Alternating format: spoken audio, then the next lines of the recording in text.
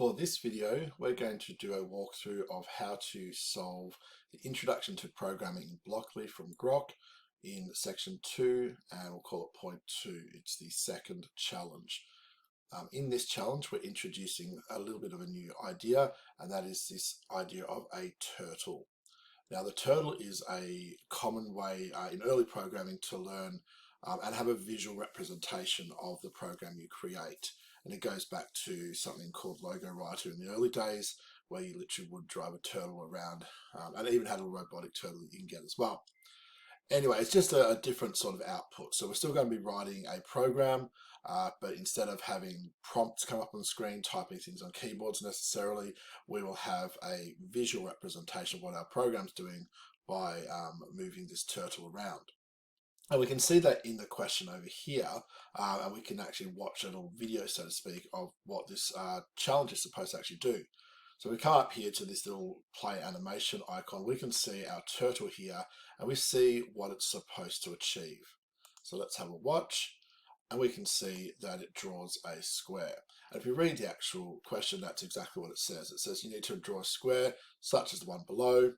It says the easiest way to do this is to turn right rather than left. So our turtle knows how to turn left and right, and we use those commands which we'll have learned about in the early steps over here. It can turn left or right by 90 degrees. That's a built-in amount. It also says that the turtle starts at the top left corner of the square. So it starts up here in what is the top left-hand corner of our square. It also says below the animation that each time your turtle moves, it should move 50 steps. So we refer to the distance the turtle moves as a step. So each side of this square is going to be 50 steps long. Now again, I want to watch the turtle one more time, the little animation. And what I really want to notice is where the turtle is facing as soon as it starts, and then what it does to begin drawing. So unfortunately, I can't slow this down. We can see the turtle starts facing to the right. It moves along and it draws our shape sort of in a downwards quadrant. So let's have a go at this for ourselves. So over here in our coding area, we now have a set of turtle commands. We still have access to variables as well, although in this program, I won't necessarily use the variables. So we're going to start with thinking about where our turtle is to begin with, and it's facing to the right. So we are going to move forward. So our turtle is going to start by drawing this top part of our square. And we know from the bottom here that it should be 50 steps. I'm just going to change that to be 50. And I'm going to run my program just to see what I get. And you can see down the bottom here is where I get my animation. I might just give myself a little bit more room. And you can see I've drawn that first top section of my square. To now draw the part going down on the right hand side, I'm going to have to first change the direction my turtle is facing. So again, currently it is facing still to the right, but I want to face it down. Now there's no such thing as down. If we look at our turtle commands, again we have forward movement, which we have been using. We also have a turn. So if you think about your turtle is facing out here at the moment. Unfortunately, I can't. Yes, I can. Your turtle is facing here at the moment, and I want to turn to face down the screen. And if I think about the position of my turtle, and sometimes it even helps you to either draw it out yourself or even sort of act it out for yourself, you want to turn to the right. Okay, so to have my turtle facing down, I want to face or turn it to the right. And that's what it was telling us up in the question up the top here. It's easy to use the turn right. So by default, the turn has the left option chosen, so I'll turn right. And if I run that again, you'll see my turtle draws its first line, then turns and is facing to the right, which in this case is down the screen. So then I can draw the next side. And if I think about this now, each time I get to a corner, I want to turn right again and draw another line, and turn right again and draw another line.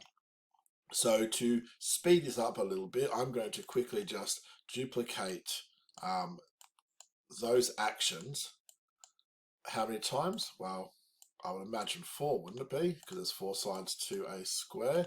So let's just duplicate it 4 times and stick them one after the other. So I've got to move forward, turn right, move forward, turn right, move forward, turn right, move forward, turn right. That should give me all 4 sides of this square.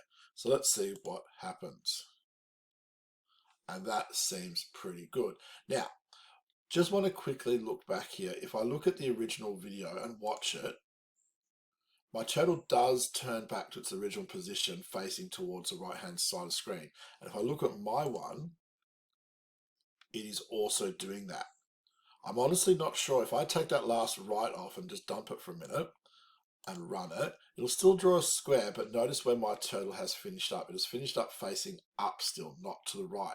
And truthfully, I'm not sure whether the computer will be marked incorrect for this because my turtle's not in the final exact same position.